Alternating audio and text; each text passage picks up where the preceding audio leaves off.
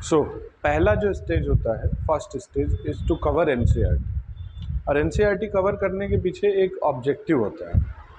बता सकते हो क्या है? क्यों ज़्यादातर टीचर बोलते हैं कि आप एनसीईआरटी कवर करो? एनसीईआरटी में पॉजिटिविटी भी है और नेगेटिविटी भी है, दोनों ही चीज़ें हैं।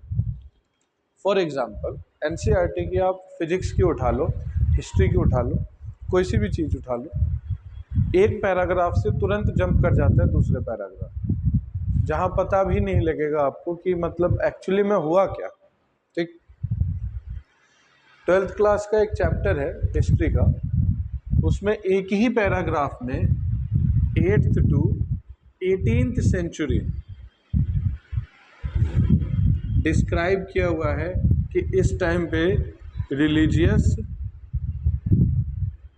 डेवलपमेंट कैसे हुआ। तो ये ऑब्वियस सी बात है कि इस तरीके की किताब सफिशिएंट तो नहीं होगी। ठीक, फिर रिकमेंड किया जाता है कि पुराने पब्लिकेशन की लो। पुराने पब्लिकेशन की क्यों लो? ताकि आप फैक्चुअली इवेंट को अच्छे तरीके से समझ सकें सीक्वेंस में। ठीक है, लेकिन नई वाली की अपनी खासियत है। नई वाली की खासियत यह है कि अगर इतना कुछ नहीं दिया हुआ है तो इसका मतलब आपका अपना एफर्ट लगेगा पता करने के लिए।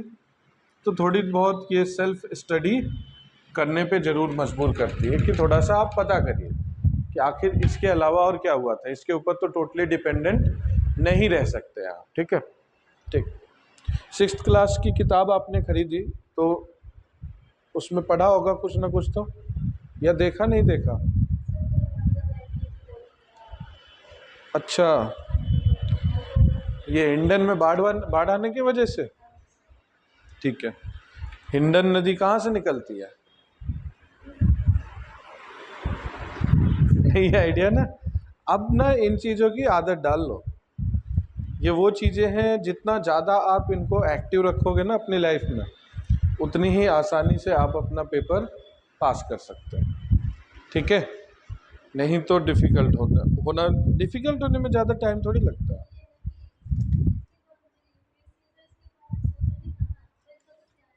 कोई नहीं, मैं भी आपको क्वेश्चन नहीं कर रहा, मैं बस ये है कि तरीके बता रहा हूँ। मैं जब जब जो जो चीज़ बताऊंगा उन चीज़ों को नोट कर लेना, ध्यान से रख लिखना। ठीक है, ताकि आपको आइडिया हो जाए। ठीक, तो तीन जो मेजर सब्जेक्ट है आपके, ठीक है, हिस्ट्री आवर पास्ट पार्ट 1 है ये। ठीक है, टाइटल जो है वो है आवर पास्ट पार्ट 1। ठीक है, ज्योग्राफी में आवर हैबिटेट है सर, हैबिटेट, ये भी पार्ट 1 है आई थिंक, या नहीं है इसका श्योर नहीं है, लेकिन ये तो है सोशल एंड पॉलिटिकल लाइफ, ये है पार्ट 1। ठीक, ये ये सेकंड है, ये सेकंड नहीं होगा, सिक्स्थ में नहीं होना चाहिए सेकंड। ठीक है, तो ये चीज़ है, कोई नहीं। अब सबसे पहले एक टॉपिक को लेते हैं हम, सोशल एंड पॉलिटिकल लाइफ, और इसके इंडेक्स से समझने की कोशिश करेंगे कि ये किताब का पर्पस क्या है। ठीक है, अभी 6th में तो हो नहीं कि पहले एकदम रीडिंग करना शुरू करा दें। अभी सबसे पहले इन तीनों चीज़ों को समझना है कि ये सब्जेक्ट, ये जो बुक्स है अपने आप में, ये किस तरीके से यूटिलाइज करना है, इनको समझना कैसे है। ठीक है, अब इसमें आता है सबसे पहले अंडरस्टैंडिंग डाइवर्सिटी।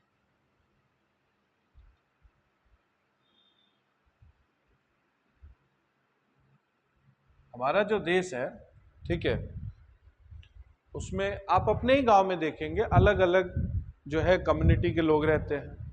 ठीक, अलग अलग रिलीजन के रहते हैं। तो जब डिफरेंशिएटेड हो जाएगा तो इसका मतलब क्या होगा? वैरायटी है, जिसको हम पॉजिटिव एस्पेक्ट में डाइवर्सिटी कहते हैं, कि एक नहीं है बल्कि डाइवर्स एस्पेक्ट है हमारे कल्चर के।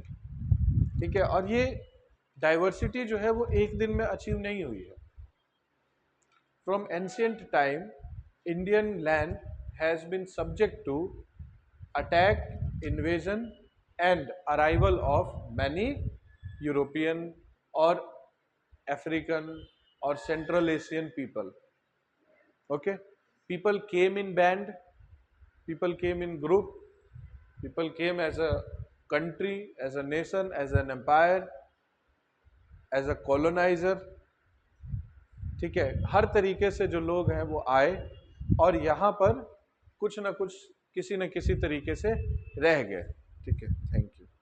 तो जब आकर के बस गए तो ऑब्वियस सी बात है, एग्जाम्पल के तौर पे जब पोर्टुगीज आए थे पहली बार, ठीक है, तो इंडियन वेस्टर्न कोस्ट पे जितने भी पोर्टुगीज आए थे उन सब ने ऑलमोस्ट यहाँ पे शादियाँ करी थी, और वो एक ट्रस्ट बिल्ड करने के ऑब्जेक्टिव से करी थी ताकि उनको कोई आउटसाइडर के नज़र से ना देखे। And this act resulted in assimilation of two cultures.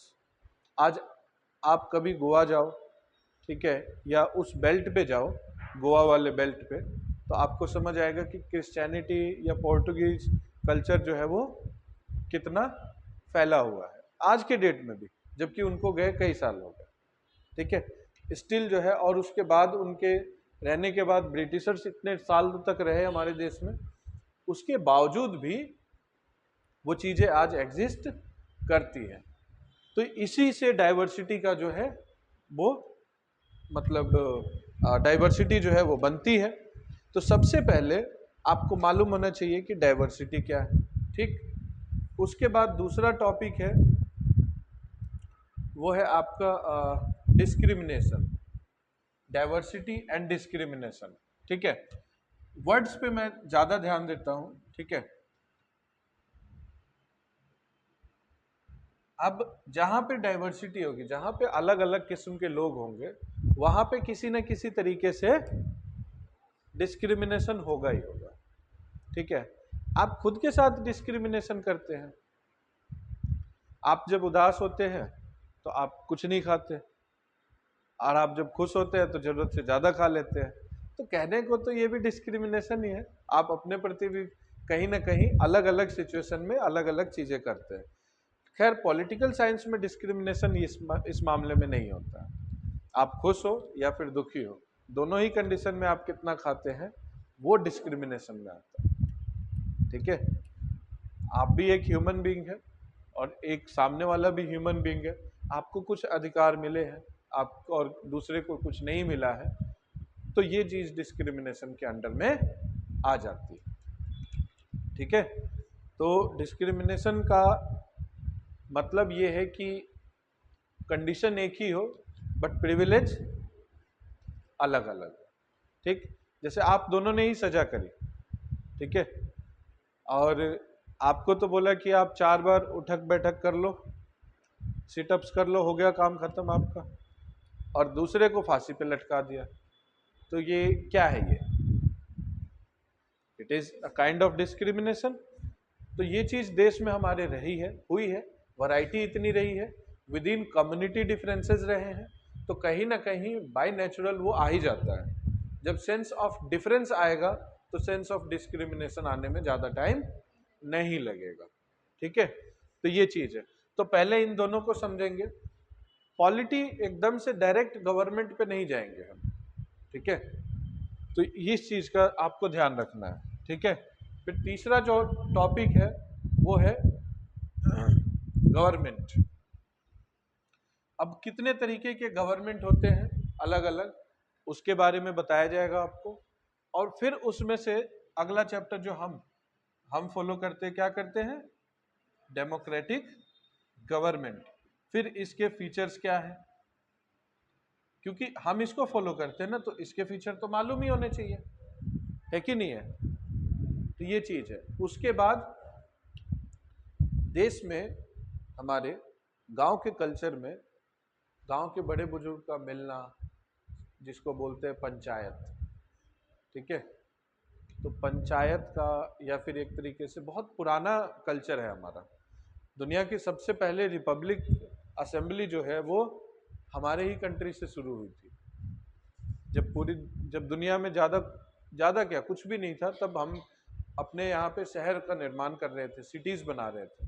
We were building cities, we were practicing rich political culture. when others were busy in gathering their food।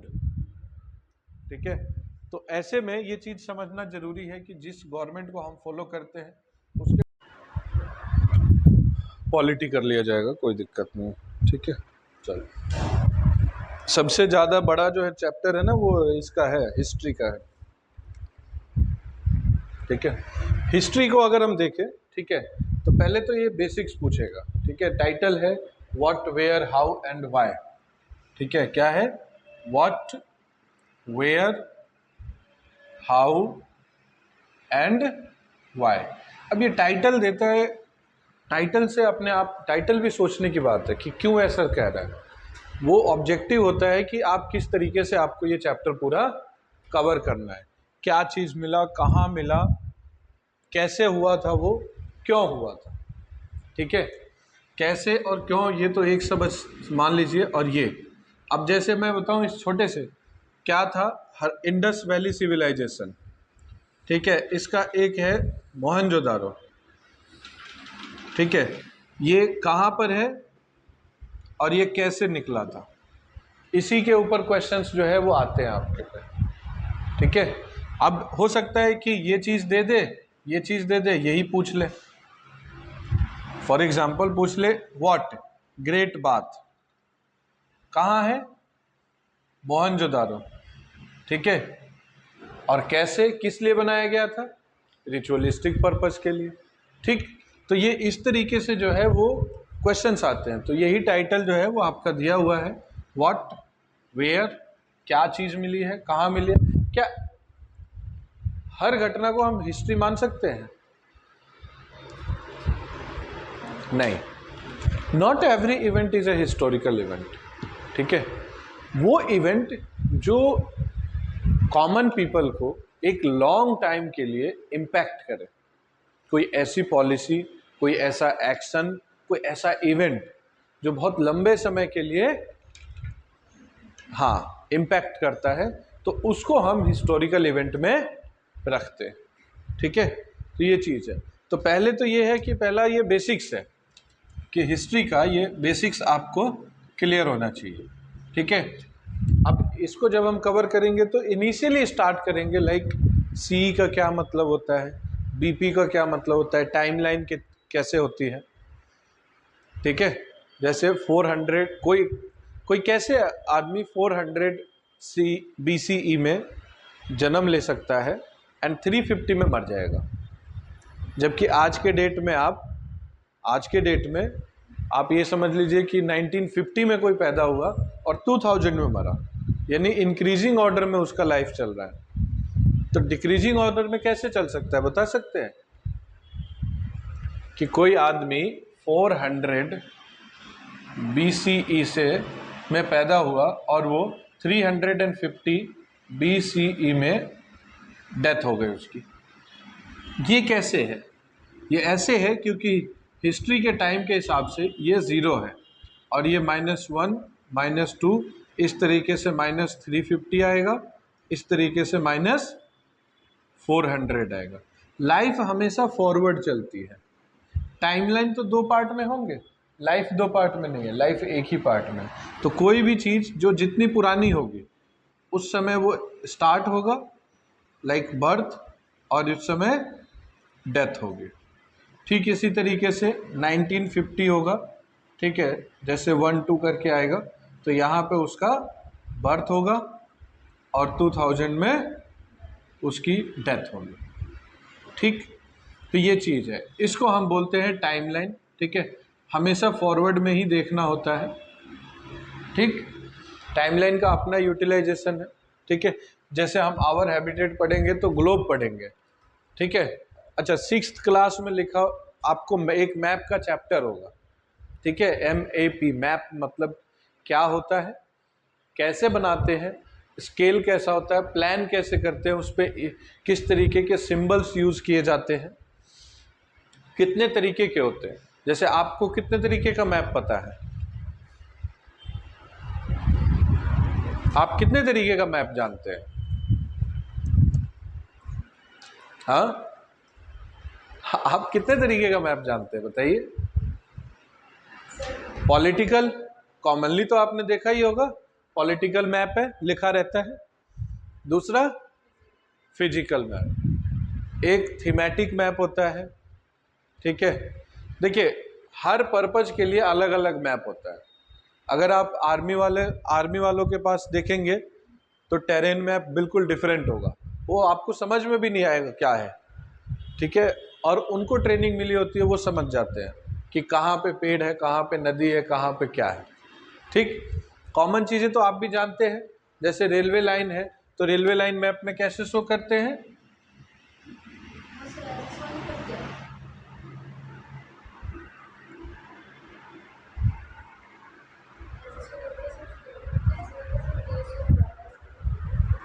ऐसे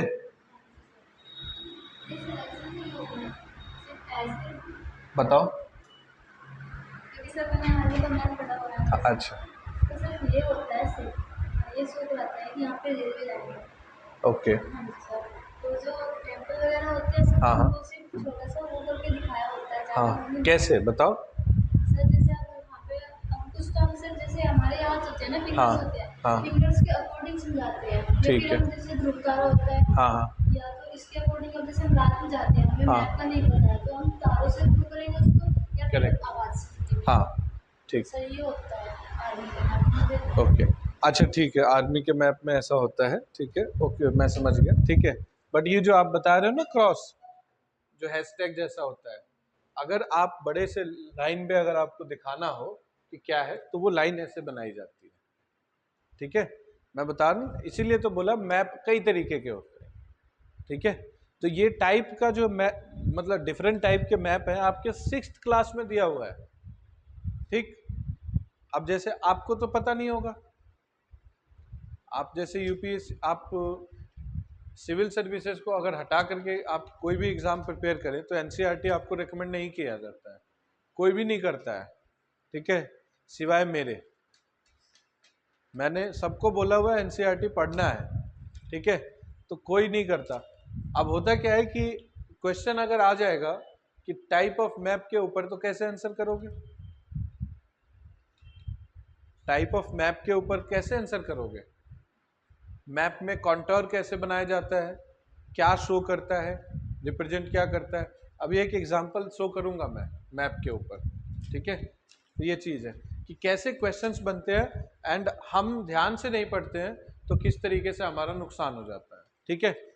तो ये सारी चीजें हैं जो हम लोग धीरे धीरे इसको कवर अप करेंगे, ठीक। इसमें और क्या क्या है, देखो एंशियंट जो है पार्ट, ठीक है, ये एक्चुअली में स्टोन एज से लेकर के और आपका पोस्ट गुप्ता तक है। अब ये जो पोस्ट गुप्ता है, अलग अलग थीम्स में, अलग अलग टाइटल्स में जो है आपको किताब में मिलेगा। For example hunting gathering food, एक चैप्टर है हंटिंग गैदरिंग, और फिर फूड प्रोडक्शन, ठीक है। अब ये तीनों एक अपने आप में प्रोसेस है कि हम पहले क्या करते थे, फिर उसके बाद किस चीज का डेवलपमेंट हुआ, और फिर फाइनली हम फूड प्रोड्यूसर बन गए, फूड प्रोड्यूसिंग सोसाइटी बन गए, ठीक है। तो ये अलग अलग चीज होती है। फिर उसके बाद जब ये सब, जैसे फूड प्रोडक्शन हुआ, सरप्लस बढ़ा, सरप्लस बढ़ा तो अथॉरिटी और ऐसे लोग बने जिनके पास रिसोर्सेज ज्यादा होने लगे, पावरफुल बने, और पावरफुल बनते ही आपको दिखेगा फिर, ठीक है। ये बेसिकली जो है वो स्टोन एज की बात करता है, ठीक है। इसमें चैल्कोलिथिक तक आ जाएगा आपका, ठीक है, और चैल्कोलिथिक का ही पार्ट इंडस वैली सिविलाइजेशन है। उसके बाद आपका आएगा books and burials, books and burial. अब बुक्स का मतलब हो गया कंप्लीटली वेदा, यानी कि वैदिक कल्चर, ठीक है, और रिमेन्स, उसके पैरेलल जो रिमेन्स बचे हैं, जो अवशेष बन मिले हैं, ठीक है। फिर इसके बाद में किंगडम एंड रिपब्लिक का चैप्टर आता है, किंगडम एंड रिपब्लिक। तो ये क्या है, किंगडम एंड रिपब्लिक क्या है, ये महाजनपदाज, हम यहां महाजनपदाज के बारे में समझेंगे, ठीक। उसके बाद है new question and idea, new questions and idea. तो इसका क्या मतलब है? इसका मतलब तीन चीजों से है, Buddhism, Jainism and 6 philosophical schools. 6 philosophical schools है वो, ये मतलब है इसका। ठीक है, फिर उसके बाद आता है, अब ये सब जब हो जाएगा तो इसके बाद कंप्लीट जो है वो डायनेस्टिक रूल आना शुरू, मतलब बेसिकली महाजनपदाज के बाद पॉलिटी में अशोका, यानी कि मौर्यन एम्पायर। मौर्यन एम्पायर की बात करेंगे हम, मौर्यन एम्पायर की बात करेंगे हम। ठीक, फिर उसके बाद में मौर्यन एम्पायर जब डिक्लाइन करता है तो बहुत छोटे छोटे पार्ट्स में इंडिया में रूल होना शुरू हो जाता है, तो उसको हम सिटीज एंड टाउन्स के हिसाब से पढ़ेंगे, क्योंकि उस टाइम पे कोई खास एम्पायर नहीं था। ठीक है, बेसिकली सातवाहन्स थे, नो डाउट, बहुत लंबे समय तक रहे हैं। ठीक है, बट फिर भी हम, हमारा जो हिस्ट्री का ऑब्जेक्टिव है या इसके हिसाब से वो सिटीज और टाउन के ऑब्जेक्टिव से देखेंगे कि सिटी और टाउन में क्या क्या डिफरेंसेस रहे, कैसा कैसा रहा। ठीक है, फिर उसके बाद में आता है पोस्ट अशोका में ही भक्ति मूवमेंट शुरू होता है, ट्रेड वगैरह ये सारी चीजें आती हैं। ठीक, फिर आता है न्यू एम्पायर एंड किंगडम। तो न्यू एम्पायर एंड किंगडम का मतलब क्या हुआ? इसी टाइम पे साकाज, पार्थियंस, कुशान्स, बहुत सारे जो फॉरेन ट्रैवलर्स थे, मतलब फॉरेन कम्युनिटीज थी, वो आई थी इंडिया में, कई सारे लोग आए थे इसमें। ठीक है, ये चीज है न्यू एम्पायर, यानी कि गुप्ता को पढ़ेंगे हम। ठीक है, और फिर उसके बाद लास्ट में buildings, paintings and books. Building, paintings and books, क्योंकि गुप्ता पीरियड को गोल्डन एज बोला जाता है। अब गोल्डन एज इसलिए बोला जाता है क्योंकि इस पूरे पीरियड में जो लिटरेचर है उस सभी को राइटिंग के फॉर्मेट में, रिटन फॉर्मेट में गुप्ता पीरियड में लिखा गया, तो बुक्स को जस्टिफाई करता है। रिच अमाउंट ऑफ पेंटिंग्स जो है वो श्रीलंका से लेकर के इंडिया तक बनाए गए हैं। किस में बनाए गए हैं? बिल्डिंग्स में। बिल्डिंग्स यानी टेम्पल आर्किटेक्चर, बहुत सारे टेम्पल बने और उन्हीं टेम्पल में ये सारी चीजें बनाई गई। ठीक, अजंता एलोरा की टेम्पल्स हो गई। ठीक है, फ्रेस्को, एक तरीके की फ्रेस्को पेंटिंग इसमें बनाई गई। ठीक है, तो ये सारी चीजें हम इसमें पढ़ेंगे। तो कुल मिलाकर के एक कंप्लीट एंशिएंट इंडिया का बेसिक आइडिया जो है वो हमें यहाँ से मिल जाएगा, क्योंकि एनसीईआरटी के बाद हम स्टैंडर्ड जो है ना टॉपिक्स की सारी स्टैंडर्ड क्लासेस को जो है वो कंडक्ट करेंगे। अभी तो हम किताब के अकॉर्डिंग पढ़ रहे हैं। ठीक, इसके बाद जब हिस्ट्री होगी तो वो फिर हिस्ट्री के अकॉर्डिंग होगी। उसमें आप, क्योंकि अब आप एनसीईआरटी पढ़ चुके होंगे तो इतना कुछ मुझे मेंशन करने की जरूरत नहीं पड़ेगी कि एनसीईआरटी में ये है या ये नहीं है। ठीक, तो आपको एक आइडिया होगा तो वो और ज्यादा स्पीड से चलेगा। ठीक है, हाँ।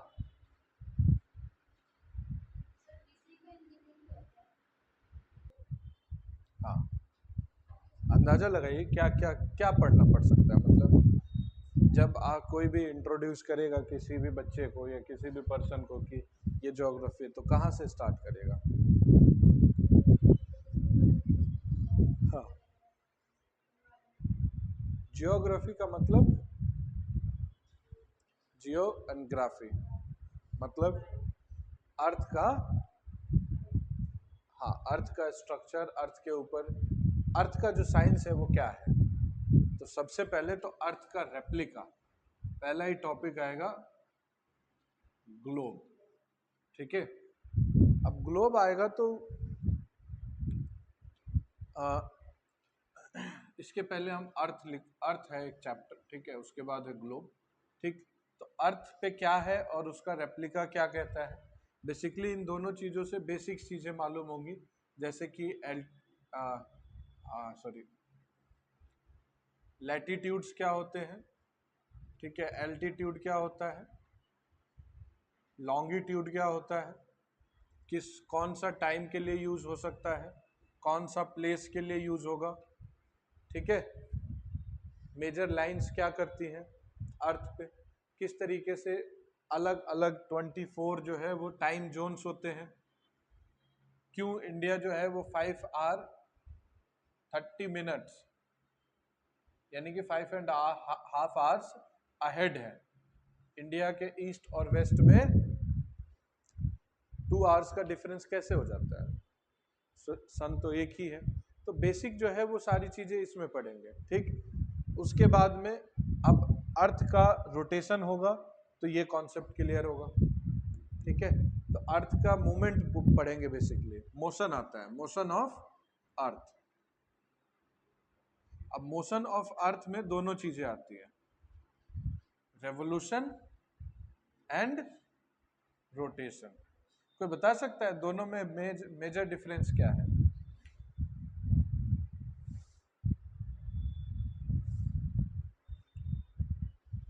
रेवोल्यूशन लाइक फेरा, जो फेरे होते हैं। रोटेशन लाइक लट्टू, लट्टू देखा है, एक ही जगह पे वो घूमता है। रोटेशन इज लाइक लट्टू, ठीक है। तो ये चीज है। रोटेशन इज लाइक कथकली, तो एक ही जगह घूमते रहते हैं, ठीक। तो ये दोनों है, दोनों का अपना इम्पैक्ट है। लट्टू के वजह से दिन रात होता है और फेरे के वजह से मौसम बदलते हैं, ठीक। तो ये दोनों चीजों का इम्पैक्ट है। तो इस चीज को, इसके कॉन्सेप्ट को समझेंगे। फिर उसके बाद पूरे अर्थ पे दो चीजें, डोमेन और लैंडफॉर्म्स, ठीक है। ये बेसिक्स हम पढ़ेंगे कि अर्थ पे क्या है। लैंडफॉर्म यानी कि माउंटेन है कहाँ तो कैसे है, कॉन्टिनेंट्स कौन कौन से हैं, ओशियन कौन कौन से हैं, डेजर्ट्स कैसे हैं, ठीक है, ये सब चीजें। और डोमेन लाइक लिथोस्फेयर, हाइड्रोस्फेयर, जो अलग अलग स्फेयर्स है, बायोस्फेयर हो गया, ये सारी चीजें, ठीक है। तो इनका एक चैप्टर है। अब देखो चैप्टर तो दोनों अलग अलग हैं, चैप्टर तो अब कई सारे मिलेंगे, लेकिन मेरा आज का पूरा समझाने का एक ही मतलब है कि आपको चैप्टर का डिफरेंस रिमूव कर देना है। कंटिन्यूटी में आपको किताब पढ़नी है, आपके लिए पूरी किताब ही एक चैप्टर है बस, और कुछ नहीं है, ठीक है। हाँ, फिर उसके बाद में लास्ट में इंट्रोडक्शन आएगा इंडिया का। तो इंडिया के बारे में 3 चीजों के ऊपर बात करेगा, ठीक है। पहली चीज, क्लाइमेट कैसा है इंडिया का, वेजिटेशन कैसा है, और तीसरा चीज वाइल्ड लाइफ कैसा है। और इन सभी चीजों में वही 2 चीजें हमें ध्यान रखनी है, पहला वर्ड्स का, और दूसरा हाँ आंसर राइटिंग जरूर करनी है। और मैं बच्चों के जैसा पूछूंगा, मतलब मैं चेक करूंगा कि आप अगले दिन लिख करके लाए हो कि नहीं लाए हो, क्योंकि डेली आंसर राइटिंग की प्रैक्टिस तो ऐसे ही होगी, ठीक है। और कोई उपाय नहीं। तो 2 से 3 महीना आप भूल जाओ बाकी चीजों को, पहले हम इसको कवर करेंगे। बेसिक जो स्कूल में कमी रह गई है वो अब पूरी की जाएगी, अनफॉर्चुनेटली, ठीक है।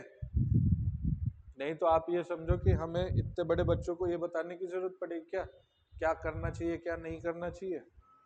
एथिक्स पेपर होता है, बताओ किसको नहीं पता कि क्या करना चाहिए क्या नहीं करना चाहिए।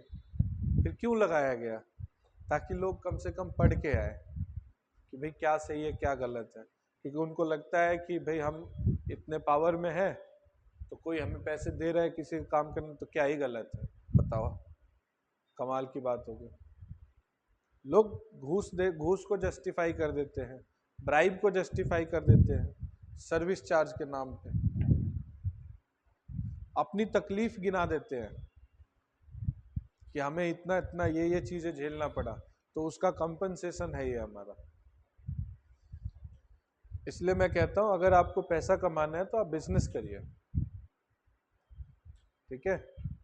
अगर आपको समाज सेवा करना है तो आप एनजीओ ज्वाइन करिए, ठीक है।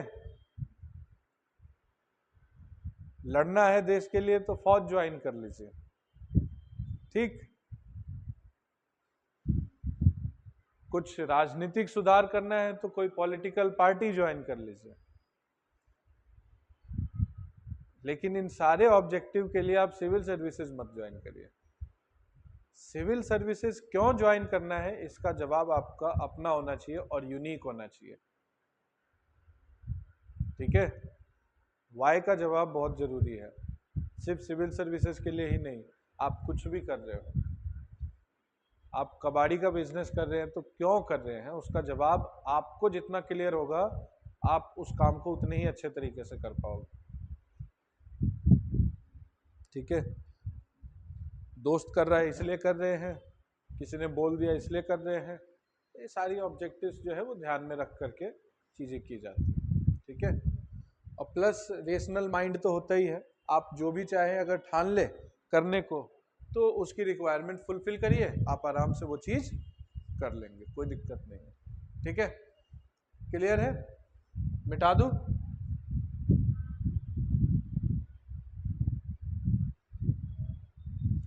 अब एक एग्जांपल लेते हैं कि हम जब पढ़ाई करेंगे या जब भी आप पढ़ने बैठेंगे और किताब में मैप आ जाए तो उसको क्यों ध्यान से पढ़ना है और कैसे ऐसे क्वेश्चंस बन जाते हैं जो आपको समझ से ऊपर हो जाते हैं। सिंपल सा मैप है एक, ठीक है। ये मैप है एनसीईआरटी का 6th स्टैंडर्ड की जो बुक है, इसमें हिस्ट्री का मैप है, चैप्टर 10 का, ठीक है। चैप्टर 10 का ये है मैप नंबर 7। इसमें एक्चुअली में बहुत सारा जो है वो पार्ट दिया हुआ है, ठीक है, बहुत सारी चीजें दी हुई है।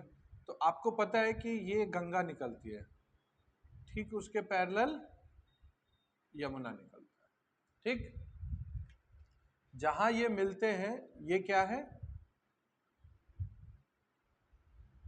प्रयाग है, ठीक है। बट उसके ऊपर भी 2-3 चीजें हैं, ठीक है। जैसे सबसे ऊपर है थानेसर, ठीक है। उसके बाद है मथुरा,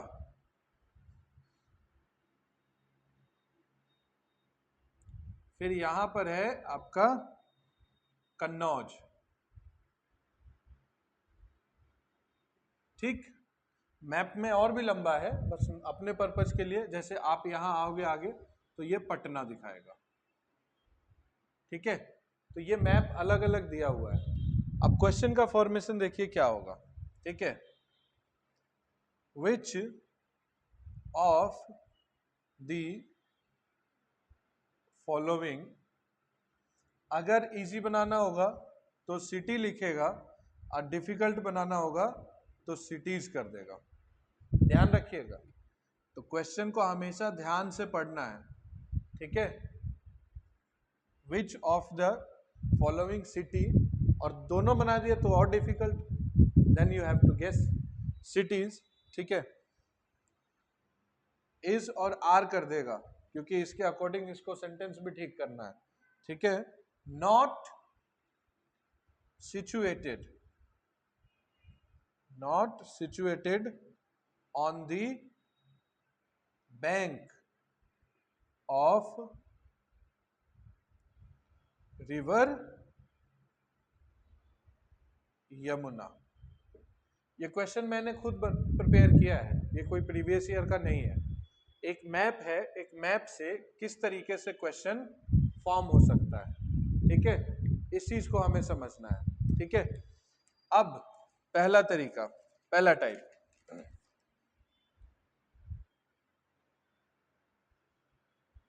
ए थानेसर, बी कन्नौज, ठीक है, सी मथुरा एंड डी क्या है, प्रयाग, ठीक है। डी क्या हो जाएगा। अब इस चीज को ध्यान से देखिए, क्वेश्चन तो लिख दिया मैंने, ठीक है।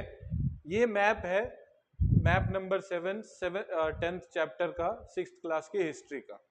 ठीक है, अब इस छोटे से मैप से ये क्वेश्चन फॉर्म किया गया है कि which of the following city या सिटीज इज और are not situated on the bank of river Yamuna, यानी कि बाकी के दो तीन जो है वो यमुना पे है और एक जो है वो यमुना पे नहीं है।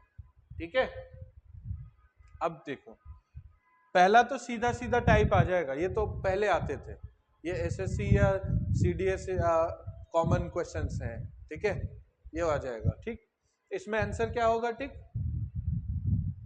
कन्नौज, क्योंकि कन्नौज जो है वो किसके ऊपर है? गंगा के ऊपर है। कन्नौज किस कौन से रिवर पे है? गंगा पे। ठीक है, गन्ना याद। ठीक है, जो दूसरा टाइप है, दूसरा और तीसरे टाइप का ऑप्शन सेम होगा, first, second, third and fourth, लेकिन ये जो कोड दिए होंगे ना ये डिफरेंट होंगे। ये कोड 2023 में फॉलो किया गया जिसने एलिमिनेशन हटा दिया। अब इसमें आपको पता होगा, ठीक है, कि भाई प्रयाग या फिर मान लेते हैं कि मथुरा नहीं है, आपको पता है मथुरा नहीं है, तो ये तो आंसर आप नहीं निकालोगे ना। ठीक, अब अगर मान लो आपको पता है थानेसर भी नहीं है तो आप करोगे ये भी नहीं है। मैं अभी आंसर नहीं बता रहा, मान लेने की बात कर रहा हूं। ठीक है, तो हो गया ना कि दो में से कोई एक और कर सकते हो। इस ऑप्शन में any one, any two, any three, all. अब या तो पता होना चाहिए, अब एनी वन कौन सा है कौन सा नहीं हमें क्या पता, या फिर आप तुक्का लगा लो। तुक्का लगाने में वही चीज है, या तो होगा या फिर नहीं होगा, बट श्योरिटी नहीं है। तो एलिमिनेशन मेथड जो है वो हट जाता है यहाँ पे। यही पैटर्न 2023 में इस बार क्वेश्चंस में थे बहुत सारे। तो ऑप्शन को एक तरीके से रिपीट किया लेकिन कंफ्यूज कर दिया 1 2 3 4 करके। कोई भी एक हो सकता है, कोई दो हो सकते हैं, कोई तीन हो सकता है, आपको आइडेंटिफाई करना है। अगर आपको पता है एक है तो ये आंसर सही होगा और आप कर भी पाओगे। वो तो तभी करोगे ना जब आपको सिर्फ पता है कि कन्नौज नहीं है, बाकी तीन यमुना पे है कि नहीं है।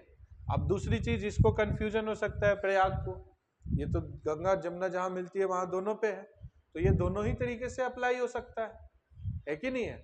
तो ये चीज है। ठीक, इसमें क्या आंसर होना चाहिए? ये ओनली 2, ये आंसर होगा कन्नौज, क्योंकि वो गंगा पे है। ठीक है, तो ये चीज है। अब मान लेते हैं कि आपको ये पता है कि फर्स्ट जो है वो डेफिनेटली नहीं है, थानेसर जो है, ये सॉरी, थानेसर जो है वो है, आपको पता है कि थानेसर है, तो थानेसर है तो ये तो ऑप्शन नहीं हो सकता क्योंकि यहां भी है और इसमें भी दिया हुआ है। तो अब बच गया ओनली 2 या फिर नन। ओनली 2 में लगा दो, मोर परसेंटेज ऑफ मोर प्रोबेबिलिटी कि आपका वो आंसर सही हो जाएगा। तो कहने का मतलब ये है कि मैप को आपको ध्यान से पढ़ना है। अगर आप मैप ठीक से नहीं पढ़ेंगे तो कल को कैसे क्वेश्चंस फॉर्म होते हैं आप समझ भी नहीं पाएंगे। समझ रहे हैं? अब ये एक सिंपल